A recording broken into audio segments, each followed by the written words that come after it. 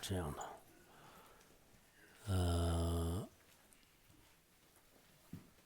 昨天我可能说的有 Well, 点那个， yesterday I 是 made 抱 a 歉的 mistake 是这个星期四和五啊， in terms of the 然后 schedule. 明 The 天我 Uttara 们 Tantra 继续 Shastra 讲 is on 这个 Thursday and Fridays, and 比较紧 tomorrow we 啊， will 好像 continue 今 with the 天明 last 天不一定 Bequeathed 讲完， Sutra. 如果讲不完， I probably won't be able 星 to 期 complete 六 it 或者下个 today, 星期一讲吧。 and then if I couldn't, we will continue 这 on 个星期 Saturday and 四和 next 五讲 Monday. 宝心论， So Thursday and Friday with 这 our 是一 Tantra 个事 Shastra. 情。然 This 后 is 还有 the 一个事 correction 情 on the 呢，我们 schedule. 最近 The next thing, 这个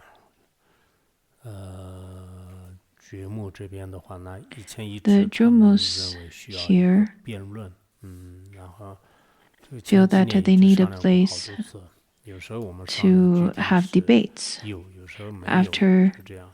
many 但今年 discussions, 呢，就是最 sometimes 近 our 方 consensus 如意宝 were 的那 it is 个 necessary and 法相 sometimes 面 not. 前就是抽签儿，然后 And 后 then 来 in 呢 front of 就 Pansogrim Boche's 就 statue, 可以 we 这个辩 did 论， a draw. 然后这 And 样的 then 话，可能 the 今年 result was that for 今年3 Jomos, 周年 they 修 will 以后呢， begin 可 the 能会 debate. 他们少数的人呢就可 A 以举 group of 行 them 这个 after the 辩论， Vajrasattva 这个都 Dharma 是我们这 assembly, 边 the 也没有什么 a small 更 group 多 of 的关系， Jomos 但在这里也 will 没有很多 begin 关系吧，就是但 the 实际上跟大 debating. 家也说一下，不然的话到时候有一天你们听到了， The, 突然就是 they will begin their 特 debate. 别多的声音， However, 可能 it 就 is 是 not 害 much. 怕你们接受不了， It doesn't have much 这 to do 是 with 一 us 个 over 吧， here, 就 but I'm 是 just afraid that 因 once 为 you 那个 hear 辩 lots 论 of 的话， loud 其实 voices, you will get scared. 有的话 So 也 I 可以， think 但 it's 没有的 nice 话，那 to, 就是 it would be 有 nice 很好的 to 研讨 tell 的 you 话，那 first. 基本上 Well, to 也 have 会好吧。 debate 这个昨 for 天 the 包括我们 Jomos, 今年的 they will 教务课的负责人呢， have 很多人认 better 为是这个辩论呢可能没是多大的意义，就是对文字 discussions, 啊各 which 方 would 面 be good. 可能修 A 行上 group 不一定 of 很大的 the 意义，但文字 management 上我觉得 teams 可能有意义。我的观 felt 点是这样 that 的，文字的 it 话呢 is 就是就加 debating 深这个 doesn't 理解啊，各方面可能 enhance 会有一 their 些，但修 practice. 行的话呢， However, I 因为 think 辩论多 debate 了，分别念 definitely 多了，也许 would 可能会 enhance 稍 their 微有一 study 点 and 点影响， contemplation. 就是这样的。 But if one were 然后呢， to 我们这边的 engage 话 too 呢， much 就还 into 是 debate, it will influence 就 one's 这 practice. 个主要是这个研讨为主吧，因为现在 But 如果 over 真 here, 正 we 这个系 will 统的辩论的话，那可能是 focus 很 more 多方面 on 就是 the 语言的格式啊， after 以 class 前我们也试过， conversation. 但是现在要真正要 For 去 the 深 Chinese 化的话， Sangha, if we were to have 有 debate 有些地方的话 the 呢，就 traditional 不一定特 debate 别真的 format, 适用。 it 就 may 这样的 not 话呢，我 be 们还 very 是 practical 用这个 due 研 to 讨 the 和那 language 个 and 提 due 问 to 啊， the 就是这样为主。 traditional format. So over here for the 这是一 Chinese 个方 Sangha, we 面。 will 还有一 maintain 个方面的话 our 呢，我们 after class discussion 最 and 近的话呢， presentation. 各个部门也好，各个这个群体当中的话呢，大家也很认真的。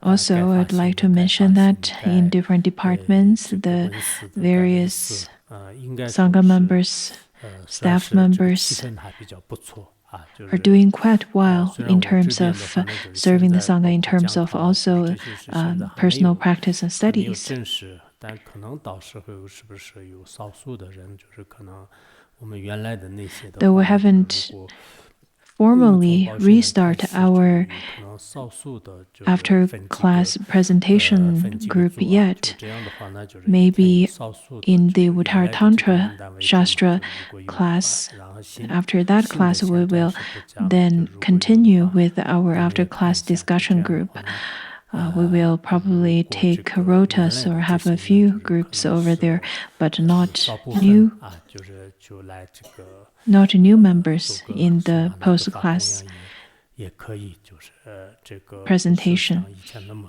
多吧。这个 So 是 not 我们也 as 这个 many 根据情 people 况来这 as 个 how we 决 used to 定。 have should attend 这 the 是一 post 个方面， class 还有一个方面的话呢， presentation 大 groups. 家也知道，就是我们如果这个 The 管理 other 上 thing 啊， is that 就是有 in 一 terms 些 of 包 management 括为大家的一些服务上呢，有什 and 么 when 的 it 话呢， comes to 也可 serving 以 the 说 Sangha, 啊，就是可 if 以 you 说， have 就是 different 不管 opinions, 是 of course you can 哪方面的话呢，就是比如说 make 管家 that 的话 known. 呢，就是一定要 For example, 原来法王如意宝在的时候也 the 是这样的，就是 supervisors 他们的 here, 这个管理 the 要接 management 触， over 接 here, 触是必须接触，但是后来如果是有大量的一些意见 should 呢，这样 be 的话呢，也 listened 可以 to. 层层的这个 That 反映。 means 那么看不看不也 during 是一 Ponzo 样， Rinpoche's 包括我 time, 这边的话呢， he also 给 made 大家的这 the 种管理的方式啊， he also 或 made 者 sure 说 that 是我 everybody 的这个 understood 讲法 that 的这个 people 速 should 度 listen 啊， to 或者 the 说是有 management 一 and 些 should 风格 listen 不 to 满的 the 话呢，就你们也可 supervisors 以 in the 可 Sangha. 以说啊，就是 If you're 那 not 天的是 happy 有 with 些 me, if you're 有 not 些人 happy 这 with 个 Khenpo and 借那 Khenpo 个藏 or 族 what 教母 they 的电 do, 话，就是然后给我发几个信息，然后跑了。后来那个藏族教 you 母 can, 的话，那 of 就是 course, 说是认识，然后我后来 make 让 that 他们 known as 拍个 well. 照片，就是过来， The other 然 day, 后最近也收到照 Jomo 片，就是然 sent 后 some 其实这样没有必要， messages 就是 through 就这 others 个 to me, 这个 and 什 then 么， she 就是 ran 你 away 如果有 instead 什么 of 意见的话，那就是也可以，或者是你无名写信也可以，没有必要 instead of 把别人的这是一种犯 tell 法，就是 that 这个 to me 实际上 in 啊，就 person. 是如果你确实是 So 觉 if 得 you 我的这个 truly 有 feel 些 that 行 some 为 of 啊， my 或者是 behavior, 哪 my 些方面不 actions, 合理的话，那 or 都可以的。 if 那 you 么我们 dislike 其 what 他 I 的这 did, 个发 then you 也 can 是这样的，但 either 是 write 呢，有一个 anonymous 事情呢，我想 letters 说， or 就 you 是因为 can 我们有 tell 些 me 人 in 是 person 懈 and 见 so 比 on. 较重的，就故意呢就是挑一些 But 是 I 非 have to 的， say 这 that 种人的话，那应该要 if 注意。 there are 就 people 是 who 前一段时间我 were 跟那个 to have the wrong 我们这 views 个学院 and 这边的 try 一个理 to 事看播呢，就是 create 他说那个 conflicts, 乌布大论讲完 then 了以 those 后的 kinds 话， of 那就是他就 opinions 真的 are 不 not 讲那 welcomed. 个虚部，就是我说为什么？ Khenpo 然后他说呢， recently 就是因 told 为 me 现在 that 的这 he's 些人 going 呢， to continue 好像那 with 个 the 就是 teachings on the 边 five 听这个密 treatises 法，就是 instead 边呢 of 就是 the 跟这个 tantras. 这 I 个 asked 看 him 播呢， why. 就 He 是 said 经常说过失啊， because 就是诽谤啊，就 nowadays 这样的 people 这种 tend 人的 to 话呢，就是现 speak 在比较多，就是所以绝对不讲。 faults of 这 their 个事情呢，就 lamas, 是我这个 even 也 if they 引起 were 了 to, 很多天的这 even 种 if they 思考 have 啊，就是觉得 received 是 the Vajrayana 确 teachings 实可能 from 也有 that 也有 lama. 这种现象，就为什么？ It also happens to the lama's quarters too. Last year, Khenpo Wanchen passed away. At the time, he was quite at a senior age, and he still shouldered the responsibility of teaching 5 or 6 Vajrayana classes. I was quite curious why other Khenpos wouldn't teach the Vajrayana classes, but only him. And then some Khenpo told me that it was because there were disciples in the Vajrayana classes who were not eligible to receive Vajrayana teachings. For example, they would slander the Dharma teachers. For that reason, the Khenpos decided not to teach or not dare to teach Vajrayana classes to them. So after hearing that, I did contemplate upon it, because since I give Dharma teachings, especially Vajrayana teachings, so publicly and widely, and there are disciples who would respectfully listen to the Dharma teachings at the time, but after receiving the Vajrayana teachings, they would start slandering the Dharma teacher. Sometimes after I hear those kinds of slanders, I also reflect upon myself. It is not necessarily me who's at fault, rather the disciples who have lots of wrong views. So after the Khenpo told me that, I really contemplate upon it. The Jomos are now receiving lots of Vajrayana teachings, but the lamas at the lamas' quarters, not many of them are courageous to give Dharma teachings, the Vajrayana teachings. I think the minimum requirement is that even if you cannot see the Vajrayana teacher as the Buddha, at least you do not slander them in front of them or behind their back. So in the future, we need to really contemplate about what we should do.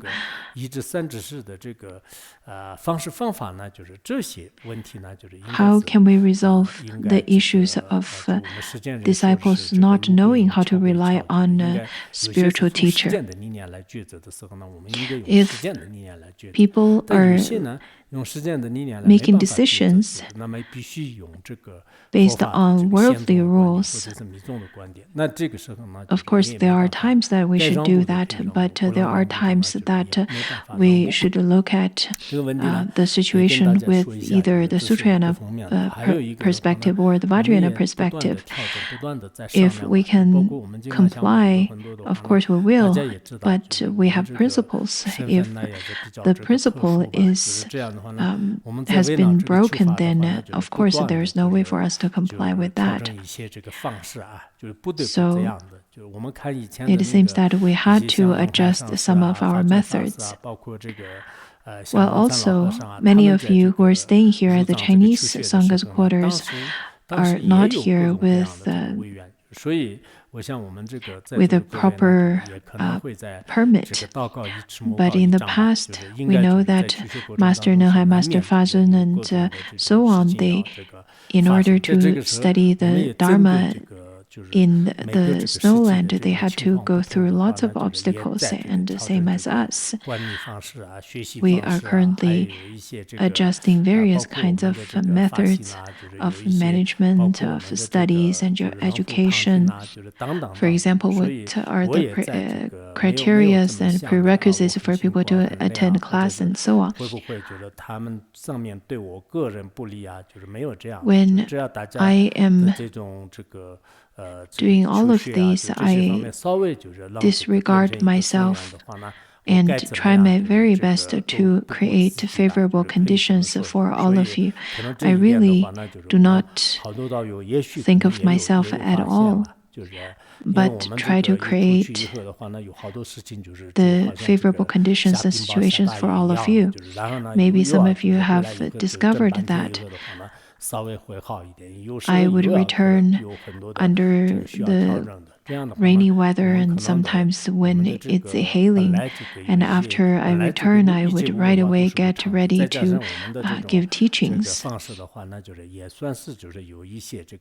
Since we're living in this conditioned situation, there are lots of changes, but by the blessings of the three jewels, all of our staff members, the paid employees, temporary residents here are enjoying the opportunity of a study at Larungar, which is extremely rare.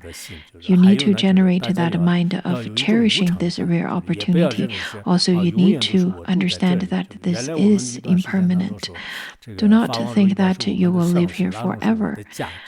In the past, we had a song about Larungar that is, Phuntsok Rinpoche is my Lama and Larungar is my home.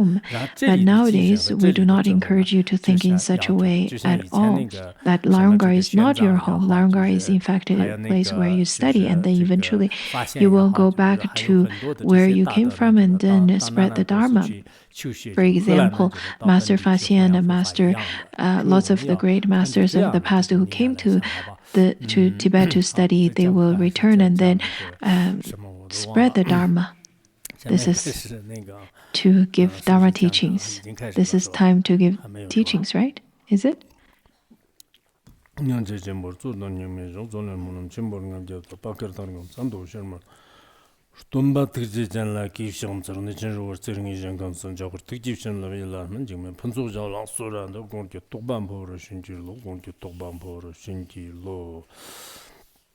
The answer past profound and wonderful Dharma's difficulty encountering billions of eons. I now see it, hear it, receive it, and uphold it. I vow to fathom the Tathagata's true meaning, to liberate all beings, thus generate the supreme bodhicitta.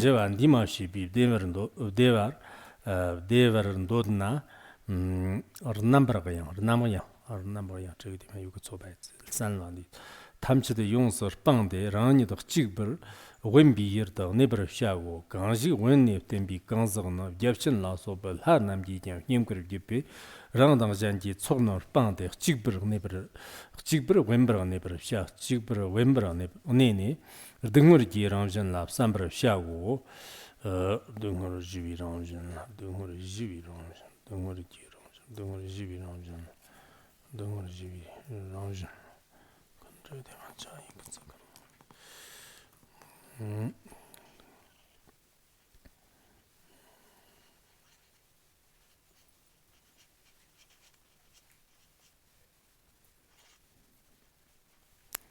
등을 지위 ramshin lapsambar shago chola gavi gangzar namnar 등을 망보 zerwan gerte 등을 zerwan gerte khoirna shang chembor shatso namdi chena shang teni dar kamjang chagbar ngerwa nyemba bjino jikten changwa changi gangzar namna 등을 망보 나온다 shangwaran gerte khoirna lanchin gepan damdal onne shirtun mata parta tagla charwa ji kyang sha wo gerlong tag chechag ki chechi tsonji samne samna manjri pi sha gang yang me per tag da tsombar sharte khoirna chipchin ginrang wa per do yang bigbir shepa bjino ganjir ginda lelor ne pi gangzag no sha gang yang jipr karte khoirna tsipshan ma chu kong ne bjana men do kyang munjong wa bjino tela tsonji ji sha go gerlong chechag gewishian tsarne lagbar chungwa da ramjur shepa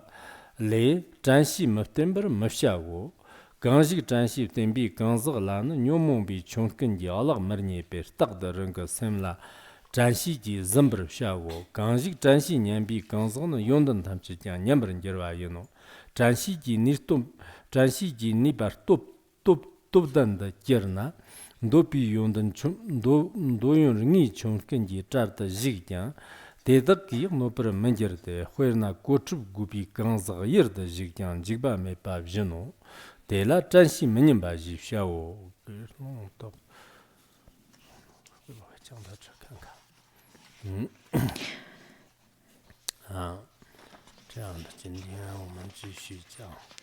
Well, today let us continue with the Sutra on the Buddha's bequeathed teachings.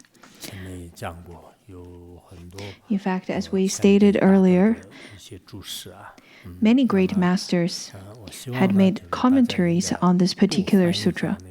I really hope that all of you could look into those commentaries, all of those teachings that's given by the lineage masters, the past great teachers. Let it be the commentaries or some of the teachings or some of those amendment teachings to certain commentaries. Direct teachings as well as direct commentaries.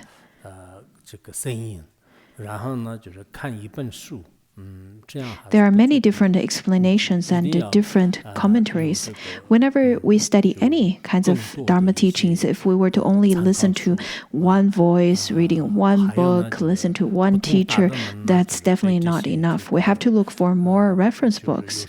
Many different teachers would have different understanding or different explanation, as well as different ways of expounding the teaching. Some of those teachings are rather given in a very extensive way, and some are quite brief. Some are from an outline point of view.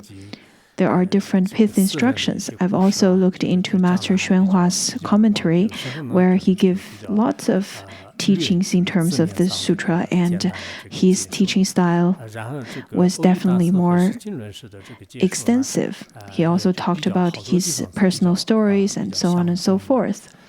Some other commentaries, for example, Master Oyi and Vasubandhu, their commentaries are rather similar in many aspects, also quite condensed. There are other commentaries given by masters from Song Dynasty and Tang Dynasty. In fact, we can see that all of those teachings are given, or those commentaries are given on this particular sutra, because this particular sutra is definitely very precious to all of our disciples. After listening to this sutra, after studying, all of us, we can indeed share it with others. We can propagate the teaching that's given within this sutra. It would be good to give all of the content to the others, to expound the whole teaching. if you have such opportunity. If you don't have such opportunities, you can also share the teachings, for example, in fragments. There are parts of it where it talks about the severe karmic retribution of anger, and whenever you have any opportunity, for example, having a meal or having some chatting time with the others, then you can give it to the others.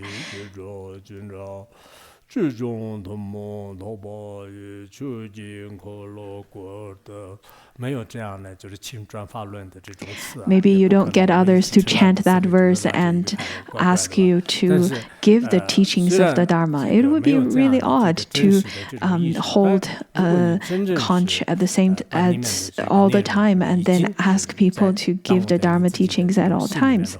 However, if you can really understand and infuse those teachings into your own heart and implement those teachings into your daily life and share it with people, for example, who had never really studied Dharma before, or the beginner Buddhists, you can definitely share those teachings and wisdom that has taught within the sutra to the others. The Mahayana teaching, the propagation of Mahayana, in fact, it is not that we need a grand ceremony to be requested for us to give the Dharma teaching. Rather, in the future times, we will have only fewer and fewer rituals. As I've stated in the previous classes, there's a decline of the monastic group in the world. It is a trend global-wise. Many monasteries have become only sightseeing places for tourists, and some monasteries and even temples are simply just touristy spots, even became the center for other religions. Lots of the Chinese monasteries have such kind of difficulties right now because there are no abbots. Therefore, lots of those Buddhist statues slowly transformed into the statues of other religions or of other non-Buddhist formats. Under this global circumstances, we should face such kind of change, accept this kind of impermanence. At the same time, we should continuously to supplicate for the prosperity of the Buddha Dharma, as well as contribute in the propagation of Buddha Dharma in various ways. If the wisdom can be infused in your own mind, then Buddha Dharma can be propagated at all times. Previously, we've studied the content and the previous contents, as we can see, they were given in passages. For example, talked about how to observe precepts and how to practice patience, as well as the faults of sleep and the importance of being content, as well as decrease one's desire. Those are all really important informations to be shared with the modern people. And that would bring them great benefits to them, because people suffer from lots of voidness and lots of afflictions within their mind. They feel that their life is rather meaningless. By sharing the wonderful medicine of the Dharma to them, it would definitely benefit them. I really hope all of you staying here, you're not staying here only physically and then doze off while listening to class and get distracted for one moment and then start to get bit drowsy another moment, and sometimes I even have dreams. Maybe there are people who would dream of the wonderful pure realm, such as the Sukhavati, such as the Potala Palace, and so on and so forth. Even once the class have already finished, they are still not back yet. This is not good.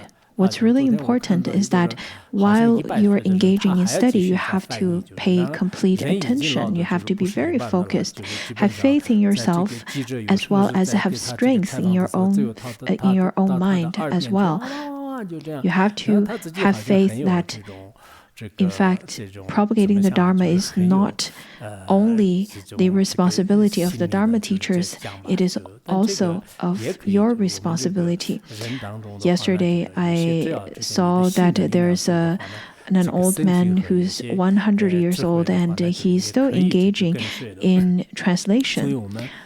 He was interviewed by the journalists, and he couldn't even hear the journalist's question unless they were shouting into his ears. But he has a strong mind, so he was still translating and writing. By looking at people in such a senior age, we should definitely develop a sense of strength in our mind and don't give lots of excuses. We should believe that we will definitely be able to propagate the Dharma, as well as benefit sentient beings, as well as accomplish great fruition in this lifetime. Now let's look at the next part of the teaching. Over here, the Buddha said that all of you bhikshus seek quietude, unconditioned peace, and happiness. You should be apart from confusion and disturbances and dwell alone in seclusion. People who dwell in quietude are revered by the heavenly ruler, chakra, and so on. For this reason, you should leave your own group and other groups dwell alone in seclusion. Over here, then, the Buddha taught that, in fact, if you want to attain happiness, that kind of happiness that is unconditioned, one should depart from all kinds of distractions. The so-called happiness nowadays in this world are considered as the hedonistic happiness, the kind of happiness that is the result of distraction, of stimulation, and so on and so forth. Those are the kinds of happiness that are brought forth by certain risks, and those are the conditioned happiness. However, the unconditioned happiness that would never change, for example, the fruition that would be attained through Mahayana and Hinayana wisdom, those are the unconditioned happiness. If you want to accomplish this kind of happiness, then you definitely have to part from all kinds of distractions. This point was particularly demonstrated through the Sutra of making the supreme aspiration of Bodhisattvas that we've studied last year, where it talked about the 20 types of faults that are accumulated through distraction. On top of that, other than the quality of being able to attain the kind of happiness that is unconditioned, people staying in secluded areas would also be revered by all kinds of celestial beings, such as Indras and Mahashravas, as well as Brahmas, and all kinds of other celestial beings. They would revere you and make an offering to you. Practitioners engage in practice in solitude or in quiet areas. If they engage in the correct Dharma practice, they will receive all kinds of protections as well as venerations from human beings as well as non-human beings. According to the Samadhi Raja Sutra, the Buddha said that if one were to practice if one were to engage in Dharma practice with bodhicitta and want to benefit the others, and even if they can step forth with 7 steps towards the quiet area, then such kind of person's merit would surpass that of making offerings to the Tathagatas with various kinds of jewels. Now we are already here in this quiet practice place. I believe that our practice would definitely come to fruition, especially beginner practitioners. You should definitely find a quiet practice place, such as monastery, temples. Those would be really good for you. Those would be very helpful. Even if you don't have such kind of condition to visit those areas, at least if you can practice in your room, in your shrine hall on a Saturday or Sunday, that would be very helpful to you as well. In our previous studies, especially according to the letter to a friend, where it stated that there are the 4 great wheels a practitioner should rely upon. Just like how a car has 4 wheels, a practitioner, if such a practitioner could rely upon these 4 wheels, that practitioner could arrive at the final destination, just like the cars with all the 4 wheels would be able to arrive there as well. So what are the 4 wheels then? That is, first of all, is that one should abide in an appropriate environment, without which it would be quite distractive to the practitioner. And the second one is to rely upon a teacher that has perfected the 3 studies with great wisdom as well as compassion and virtue. Without such kind of a great teacher, then Dharma would be difficult to merge into one's mind. And third one is that the wisdom of the teacher must enter into one's mind stream. And the fourth one is that by practice, while engaging in practice, one should accumulate enough merit, including the kind of meritorious provisions that you've accumulated in your past lifetimes, as well as the kinds of favorable conditions that's generated from the previous merits, such as health and such as longevity and your favorable conditions and so on and so forth. Those are really important. Without all of those kinds of conditions, it would be difficult to practice the correct Dharma. So out of the 4 wheels, in fact, merit is considered as the most important. Prajasanti has 5 sons, and each of them has different names according to the different qualities. The first son's name is magnificent because he looks magnificent, and the second one, his name is patience, and the third one is wisdom, and the fourth one is merit, and then the fifth son's name is diligence. So the king asked all of them to go and make a living in the among the citizens as a regular citizen in the society, and not making a living as a prince. So each of the sons used their special qualities and gained different living. For example, the son that is really beautiful to look at, then everyone respected him because of his magnificent appearance. And then diligence, by relying on diligence, he made his living, and same as patience and wisdom. They all made their living accordingly. Rather than the other 4 sons, merit, the son merit, he once went to a family right away. That household became extremely wealthy. So everyone started to revere him and take him as the king. So out of the 5 sons, merit was the true heir of the king because he has great merit. So we can see that merit is indeed really important. Without merit, you can't even use your wisdom, you can't fully attain all the things that you need through diligence or patience, even if you have the greatest patience. then that is really of your own business. Even if you are extremely beautiful, people will not really take you very seriously if you don't have merit either.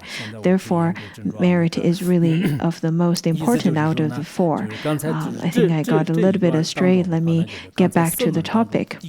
So in the previous one, in fact, we've already talked about the one of the four wheels. That is finding an appropriate place to engage in practice, especially for a practitioner, let it be monastic or lay practitioners. If you want to practice and want to benefit sentient beings, it's really important to find a place that is favorable to engage in practice.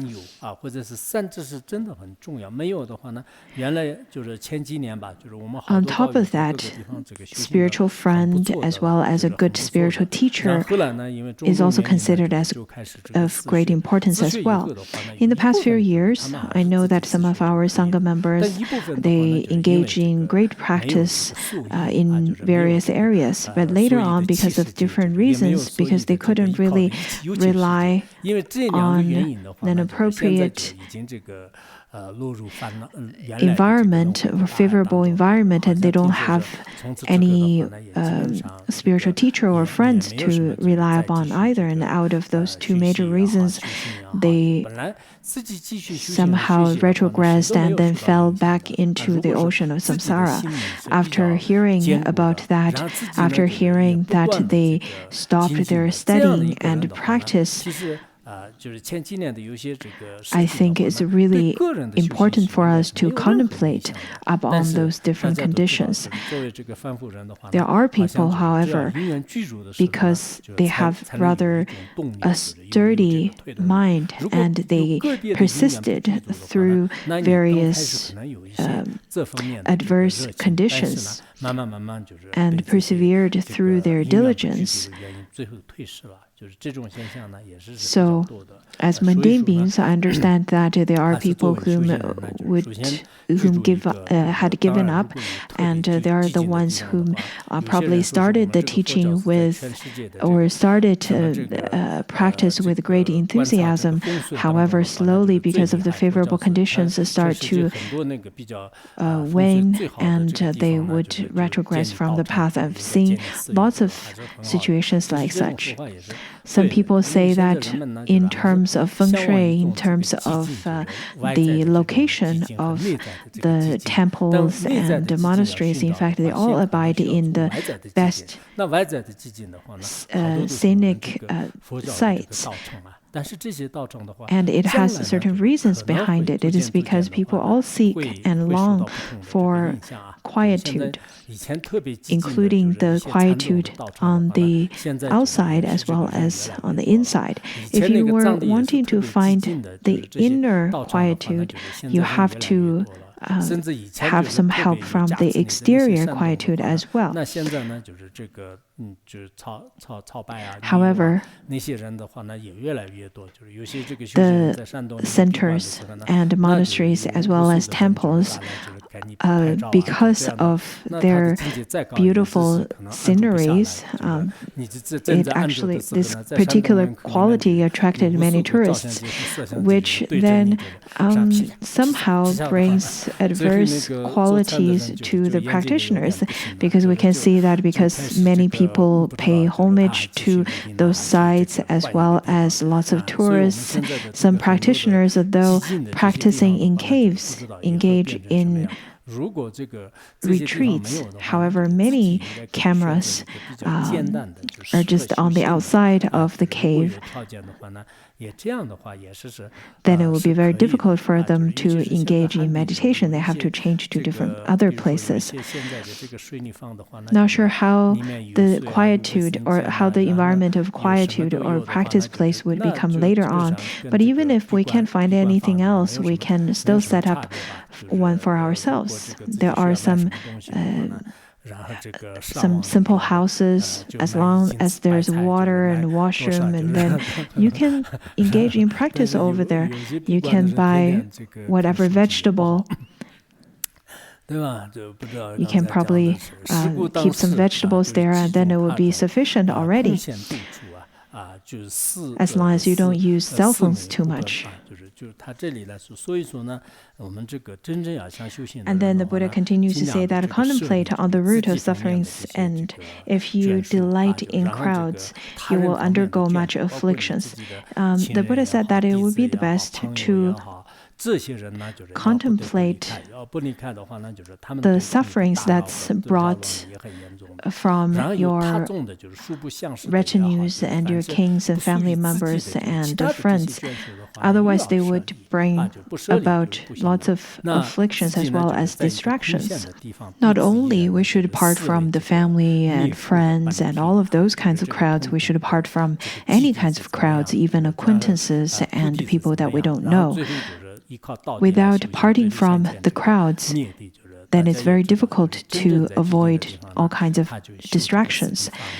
If one can practice at a quiet place by oneself and engage in deep contemplation upon the nature of suffering and the causes of suffering, the truth and the path of cessation, as well as the cessation of suffering, if one can practice in quietude, then such kind of practice for one day would surpass that of practice in the distracted place for hundreds of years.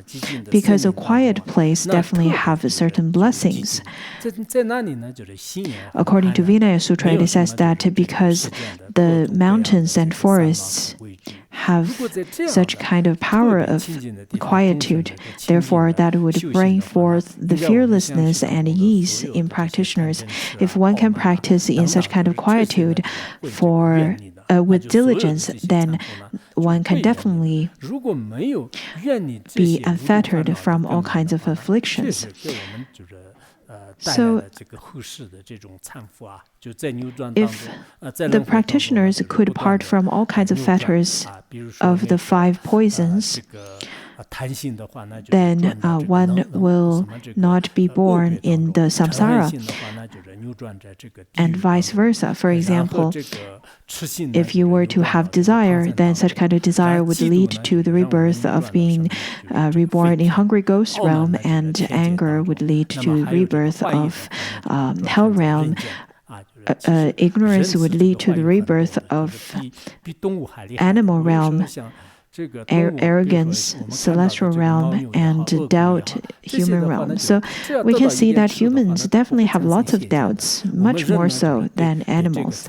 Sometimes I can observe that, look at the yaks and dogs, if they were to gain some food, then they don't really generate any wrong views. But people would do so, and people would slander the others. So we can see that the human beings are definitely inferior than that of the celestial beings, but definitely better than the hell realm beings. However, we have the shortcoming of not trusting the merits of the 3 jewels, and we would generate lots of inappropriate doubts. So from this aspect, we can definitely say that human beings are definitely quite terrible in such an aspect. If one can practice in quietude, then such kind of practice would definitely lead one to gain liberation. According to the essential points of all the dharmas, it says that if one can practice chanting and meditation while parting from the family and friends, such kind of bhikshus would definitely be able to part from the ocean of samsara, ocean of suffering. The kind of monastics, bhikshus, bhikshunis, shramanas, and upasakas, and so on and so forth, all of those ones who have already developed a renunciation, if they can engage in the contemplation of seeing the nature of suffering and seeing the nature of impermanence permanence and the merit of liberation, then one can definitely gain liberation.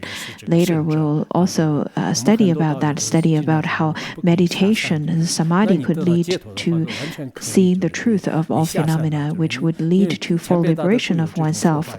The previous masters have this particular saying that when before people enters into the mountains, they are mundane beings. After they engage in practice, the time they depart from the mountains, they are already the noble beings. So whenever the practitioners ask me, can I part from this valley now? I would say that, well, have you already attained liberation? If you do, then of course you can. If you already attained liberation, you can part from this mountain and help to liberate the sentient beings, because they definitely need you, especially the ones in the cities, in very distracted areas. And then the Buddha continued to say that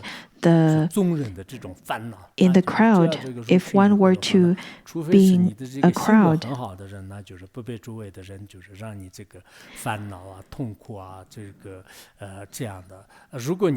then you will definitely suffer from all kinds of afflictions. We say that if there are more than 3 people, that is called a crowd, according to the Chinese language. So once you are in a crowd, unless you have good personality, you will be affected by the afflictions of the others as well as you to the others. Over here, the Buddha given an example saying that it is like when a flock of birds gathers in a great tree, the tree is in danger of collapsing. For example, if there were thousands and tens of thousands of birds were together on one tree, then they would definitely destroy the tree, make the tree branches to fall off and even collapse the tree. Similarly, if a person were to stay at a quiet place at the beginning, and slowly more and more people were together at that place, that would definitely destroy the quietude atmosphere at that place. In Larungar, in fact, I believe it's very different than that of 20 or 30 years ago when we first got here. However, Larungar is considered as more of a suitable place to engage in practice, or a more quiet place than that of the large cities. For example, whenever I travel to large cities and whenever I return back to Larungar, my mind is at ease, much better than when I am still in the large cities. But that kind of feeling, that kind of quietude in Larungar is still very different than 20 or 30 years ago. And that is because of the amount of people that we have over here right now. That is why we say that we don't really want to open up over here either. A few days ago, a short video was posted online saying that Larungar would never be open again. That is not true, because to open or not, it's not of just 1 or 2 people's decision. We cannot force the whole world to run on 1 or 2 people's ideals. But on our principle, we don't want this place to become a pilgrimage. We don't want this place to become a tourist site. Though it's a little bit difficult to reject the others to wanting to travel here because of history, because of the fame and magnetizing powers and the various reasons behind. In fact, we do have more and more people residing here. However, there are issues that's brought forth because of that as well, in terms of the housing and the capacity in the valley and so on and so forth. However, based on our principle, our main goal of staying here is still studying contemplation and engage in practice.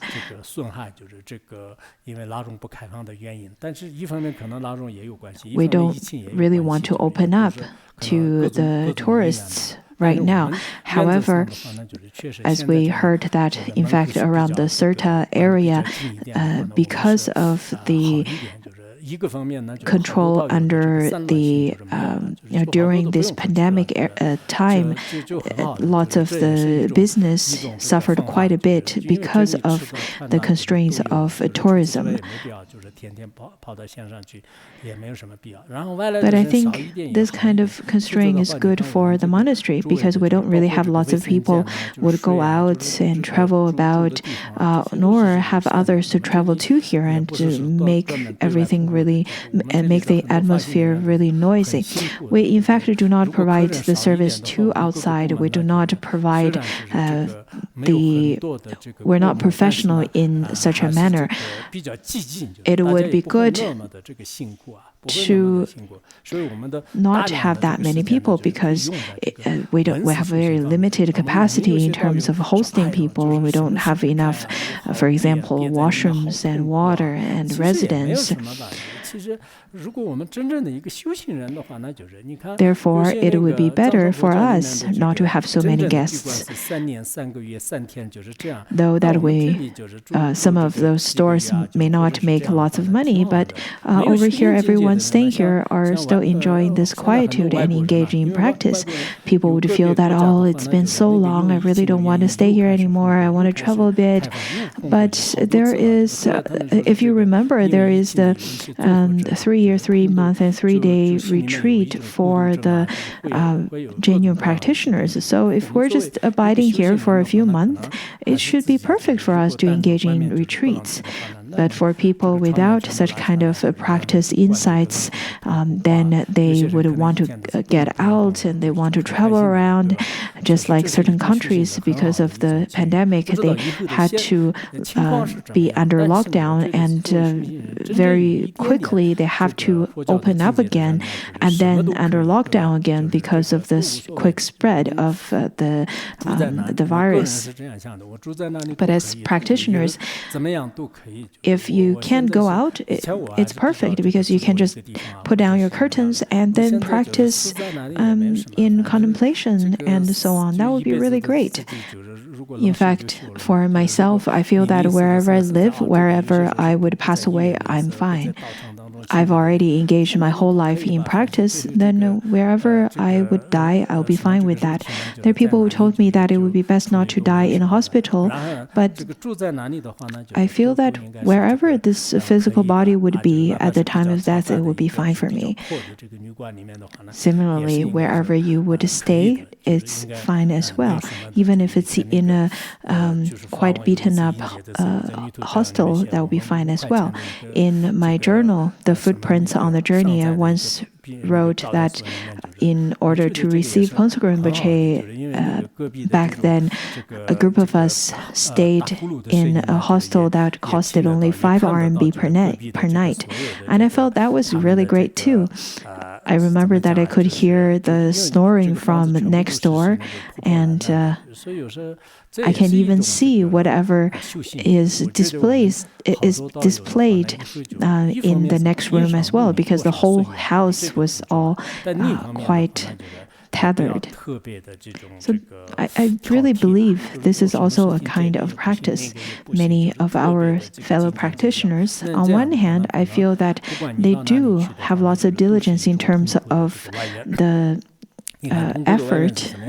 However, we need to understand that whatever fruition that would comes about, we need to fully accept them as well. We shouldn't be very picky about the results and fruition. We shouldn't feel that, oh, this is not good, that is not good either. And then over here, we need to understand, in fact, the ones who are fettered in this world are the ones or the ones who is bound to the world, drowning in multitude of suffering. They're really bounded to all kinds of suffering that they created for themselves. some of our staff members and some of our practitioners, though I don't really know their true practice insights, but it feels that they're happy in whichever circumstances. They genuinely feel that it is fine this way and is fine that way as well. Whatever happens, they have a genuine contentment, and they feel that they're happy in whichever circumstances. This is definitely a sense of contentment, and this kind of mindset is really wonderful because that could lead to success of practice. Otherwise, if one were to be fettered by all kinds of suffering that is created by the crowd, then they would be drowned in the multitude of suffering. And then the Buddha said, like an old elephant sunk in mud who is unable to get him out. Just like how an old elephant were to be sunk in mud, some practitioners already are sunk into the various kinds of bondage with the worldly beings and cannot take themselves out of the suffering of samsara. Therefore, as practitioners, we need to part ourselves from all kinds of fetters and obstacles. Otherwise, it would be difficult for us to attain any kinds of accomplishment. So it's quite important for us to find an appropriate place for us to engage in practice. 这个是叫原理啊，就是原理的话，意思就是说，我们要修行的话，最好是找一个适当的。This is my teaching on the seclusion. 的地方，就是这个很重要。 If we were to engage in practice, we need to find a secluded area that is good and favorable for our practice. And then the Buddha continued to say that all of you bhikshus, if you're vigorous, no affair will be difficult for you. For this reason, all of you should be vigorous. 清精进，好像清精进有个注释里面每一个字都有解释的。 I believe over here there is a particular commentary that explains on what vigorous entail, vigorous and diligence. The Buddha then taught to the bhikshus saying that all of you should be vigorous and be diligent in any kinds of activity so that none of those affairs would be difficult for you. You can accomplish everything. Therefore, every one of you have to be diligent. In fact, diligence is crucial. There are people who are very sharp, have good faculty, and great wisdom, but without diligence, it's very difficult for them to come to the fruition of practice. According to the Jataka Sutra, it says that the ones who engage in the lower capacity of vigorous practice will accomplish the lowly fruition, and the medium capacity would, or the medium diligence would receive the middle fruition, and the supreme would receive the supreme fruition.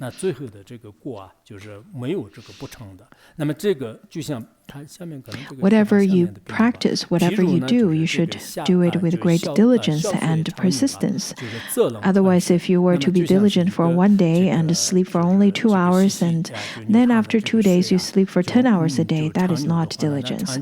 So diligence should be combined with persistence, without which you will not be able to attain any accomplishment. And then the Buddha continues to say that it is like a small stream flowing for a long time, which is able to bore through stones. According to Mahaprajna Paramita Shastra, it says that just like stream could bore through the large rocks, the mind of diligence is exactly the same.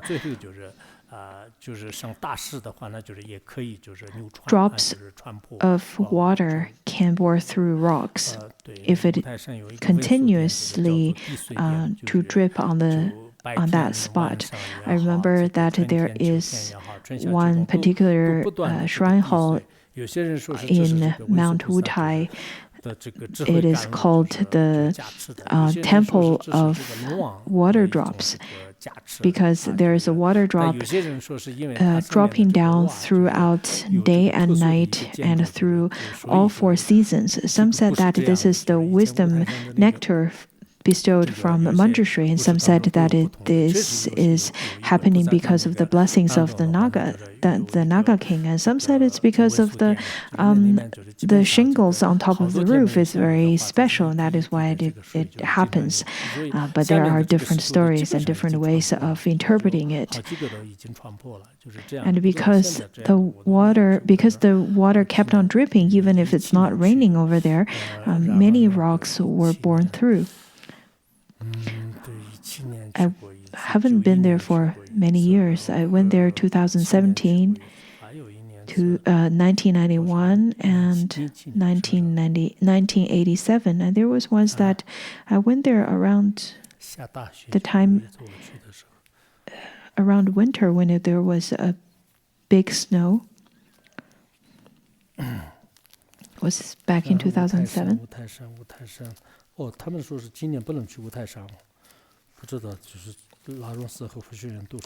Somehow people told me that this is not this year people shouldn't visit Mount Wutai. I'm not quite sure why. It's from the authorities. Maybe because Manjushri's on a business trip. Maybe Manjushri is not in Mount Wutai. I think it's important for all of you to know. So this year you won't be able to see the water dripping Manjushri shrine hall. Anyway, we talked about. We've already talked about the diligence that is continuous, just like drips of water. From my personal experience, what I've noticed is that in terms of giving teachings and translation, if you can persistently to do a little bit every day, then it would be really wonderful. Last year, I asked everyone to start writing your journal. On one hand, it is for you to be aware of your writing. On the other hand, is to practice on your persistence. There are people who couldn't persist through. I think right now the biggest trouble that we have in this day and age is that we don't persist. Let it be language, practice, chanting. In fact, non-interruption and persistence is extremely important. That is the kind of spirit that the great noble ones in the past would praise. Without this kind of practice, in fact, many of the results won't be very desirable. Some practitioners, when they first engage in studying contemplation and practice, they, in fact, don't really start off with a great wisdom. But they don't give up whatever obstacles they would encounter on the way. Let it be health problems or weather issues or environment obstacles and adversities of one's own mindset. If one were to persist through without giving up, the result would be definitely very different than the others. This is really important. And then the Buddha said that if, on the other hand, the mind of one who cultivates frequently becomes lax, it is like trying to make a fire by friction, but resting before you get any heat. I remember that when I went to Africa and we tried to create fire simply by twisting the little twig, and then so that there would be a fire started over there. But if you stop creating such kind of friction and then take rest before you get any heat, then you won't be able to get fire at all. According to the Mahaprajna Paramita Shastra, it says that there was once a young Shramana whom were practiced at a secluded area, but he was very lazy at the time and did not practice diligently. There was then an earth protector whom received Dharma teachings in front of Buddha. So this earth protector appeared in front of this young Shramana with a set of skeletons. Maybe not a Shramana, maybe a bhikshu. And then the earth protector said that you're now abiding at this secluded area. However, you're slacking off and not practice with great diligence. This is not good. Though you're alive right now, but in the evening, you may very well to become this corpse. So the Dharma protector, this earth protector tried to scare him so that he would engage in diligent practice. This monk, after seeing it, right away engaged in diligent practice. Around mid of the night, he started getting very tired and drowsy again, so he then fell asleep. The earth protector appears again and then manifested himself as a 9-headed Mara, where his nails are just like arrows, and fire were breathed from his mouth, and his eyes were just like the blazing fire. Through various kinds of miraculous powers, this earth protector scared him and saying that if you don't practice with great diligence, I am after you. So the monk got really scared and then got up to engage in practice again. I think this monk rather have a very good capacity to engage in practice. Otherwise, if it were some other people, I think they would be scared away already. It's really important for the practitioners to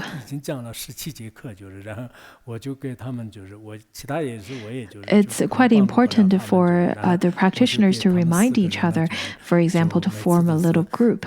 I, in fact, have a little social media group with my younger brother and the 3 younger sisters. Earlier this month, Khenpo started to give teachings on Bodhisattva Charyavatara. I think he's already reached to the 17th class. Other than reminding them to listen to class, I really can't do much to help. So I try to remind them, and after they finish listening, I ask them to tell me how what they've learned in that class. So I try to force them. I'm not sure how they actually engaged in studying, but if they're listening and if they have someone to remind them, it would be really wonderful, and it's very good for them. So over here, it is on the vigorous aspect or diligence. And then the Buddha continued to say that all of you bhikshus seek for a good and wise advisor, or for a wholesome benefactor, does not compare with mindfulness. If you do not neglect mindfulness, none of the thieves of afflictions can enter your mind. There is a commentary on this last Bequeathed Sutra where it says that if one do not forget about right mindfulness, then afflictions will not arise. If one's mind does not move inside, then even the external disturbance will not disturb one's mind. If one's right mindfulness is constantly abiding, then all kinds of maras, even armies of maras, will not be able to create any harm towards you. There is a sutra requested by Akashargarbha Bodhisattva where it says that if one's mind were to have gaps, then the mind would definitely waver. Because one's mind wavers, then the Mara would take advantage. So as a bodhisattva, you should definitely protect your own mind and do not lose your right mindfulness. We are all practitioners. We should remind us that we are practitioners who made the aspiration of bodhicitta, and you should remind yourself that you are a person who already took various precepts. This is quite important for all of us to remind ourselves of all of that. And then the Buddha continues to say that for this reason, all of you should constantly collect the thoughts in your mind. If you lose the mindfulness, you will lose all merit. All of us need to remind ourselves not to lax and to have the right mindfulness at all times. All kinds of right mindfulness, all kinds of merits arise from right mindfulness. If your power of mindfulness is firm and strong, though you mingle with the thieves of the five desires, the five desires that seeks for the sound, form, smell, and touch, and taste, and so on and so forth, you will not be harmed by these five thieves of desire. They cannot harm you at all. According to Bodhisattva Charyavatara, where it says that if one were to abide in a crowd of the vicious ones, or abiding at a place, abiding in the crowd of women whom potentially have would create harm to the ones who observe the precept of the celibacy. If a person were to have right mindfulness and a person with great insights, or without any selfish mind, then you will not be harmed by any obstacles, by any external adversities. As a practitioner, indeed, we need to have a sense of shame. We need to know our bottom line, and we need to have right mindfulness and a sense of contentment. I think this sutra is very important for all of us, the beginners. If we were to only listen to it and read it, just for once, it's not enough. So we need to chant it very often. You should keep it in your chanting. The collections of sutras that you engage in chanting, you can chant it every month, every year, so that your mind stream will be moistened by the nectar of Dharma. This kind of blessings would be very important for all of you. To see whether your practice is good, it really depends on whether you can put enough effort. It is not to say that if this person looks like he studied very well and seems to be very good because this person had stayed in Larangar for many years. That is not really important. What's important is that if this person's mind can be in sync with the Dharma, if you can be in sync with the Dharma, even if you were to stay over here for 1 month, you will definitely, your mind stream will be infused with the Dharma, and you'll be in sync with the Dharma, and you will be with the Dharma. That is why lots of great masters in short period of time, while studying with their gurus, they receive all kinds of blessings and understood all the sacred meanings. Nowadays, we see that people would propagate themselves by saying that so-and-so stayed at so-and-so great master for so many years and practicing retreats for many years and so on and so forth. But are those important? Yes. However, what's more important is that has that person already eradicated all the afflictions, does that person have right mindfulness and know his limit and knows shame?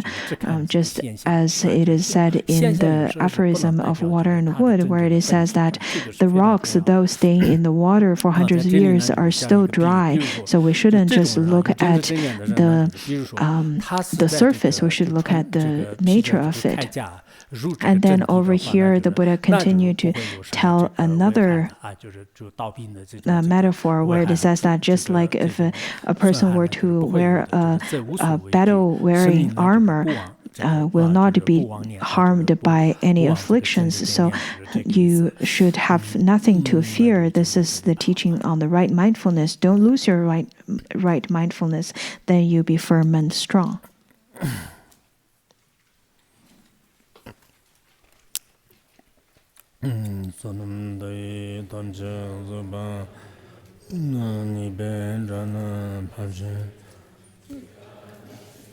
Non c'è bai, c'è bam, c'è le,